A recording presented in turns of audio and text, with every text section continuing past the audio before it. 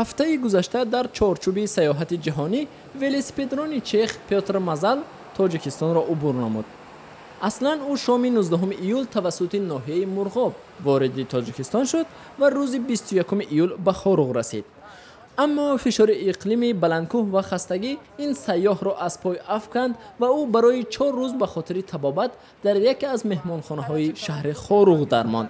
بعد او به دوشنبه و از پایتخت تاجیکستان به خوجند، مرکز ولایت شمالی سوغد تاجیکستان حرکت کرد. اثنای بود و باشی پیوتر مازل در دوشنبه از او پرسیدم که ولسپدرانی کسبش می باشد و یا به اصطلاح هابی. کسب من معلمی موسیقی است. من نینوازی را تعلیم می‌دهم. بسیاری ها وقتی می‌فهمند که من آموزگارم تعجب می‌کنند، ولی ولسپدرانی و جهانگردی را دوست می‌دارم. برنامه‌ام طبق لایحه نیز همین است که در دوام 300 روز 4075 کیلومتر راه را طی کنم. یعنی یک دفعه مسافه برابر با کره زمین را عبور نمایم. این آرزوی من است. بعد اجرای آن می‌توانم آرام ازدواج نمایم. خب زیارت تاجیکستان چه خیلی میگذره؟ این اولین بازدید من از تاجیکستان نیست. من 4 یا 5 سال پیش همراه با دوست دخترم به تاجیکستان آمده بودم. ما قلعه کارل مارکس را فتح نمودیم. از بخان هم همان دوره زیارت کردیم. خیلی جالب بود. از همان وقت تاجیکستان را دوست می‌دارم. پامیر به فکر من یک عالم دیگر است. می تواند گوید که چی در تاجیکستان به شما معقول شد؟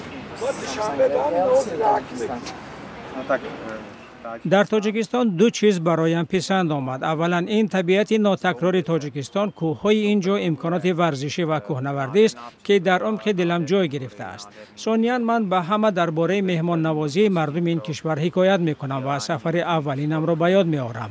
من و دوست دخترم گرسنه و خسته به دره وخان رسیدیم. از یک دختر 11 ساله که از پیش راه همان برآمد خواهش کردیم و ما نان و آب دهد. او ما را به خانه اش برد. ما را یک شب ضیافت کردند. جای خواب، نان و آب دادند و روز دیگر ما سفرمان را دوام دادیم. هرچند از میزبانان خواهش کردیم که پول در مقابل ضیافت بگیرند، درخواست ما رد شد. Místní lidé Pamírci nás vždycky zvali k sobě domů na čaj, na jídlo. عموما برنامه سفرتان چگونه است؟ Letěl jsem z Prahy do Irkutsku, začal jsem v Irkutsku, potom jsem من در آغاز از پراگ به ایرکوتسک سفر کردم. سپس مغولستان را گذشتم و به چین رسیدم. از چین به قرقیزستان و توسط سرتاش به ناحیه مرغاب گذشتم. فشار منطقه بلندکوه که برای مردم محلی یک امر معمولی است ولی برای دیگران غیر مقرری است مرا از پای افکند. فشار منطقه بلندکوه که برای مردم محلی یک امر معمولی ولی برای دیگران غیر مقرری است مرا از پای افکند. پایهایم و سر و رویم سخت ورم کردند و من مجبور شدم 4 روز از ادامه سفرم استراحت بگیرم.